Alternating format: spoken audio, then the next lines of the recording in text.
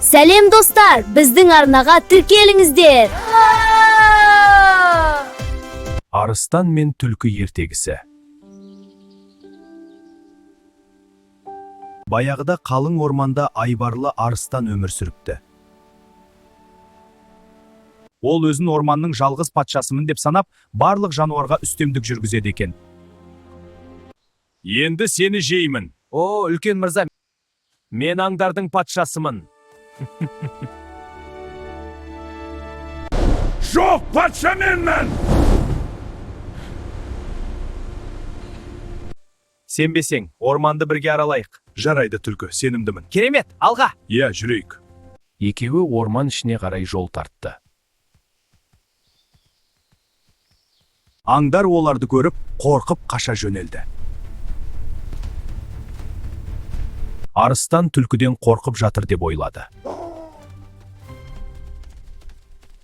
Ол қорқып қаша жөнелді. Айла кейде күштен де үстем болады. Сау болыңдар балалар, келесі кездескенше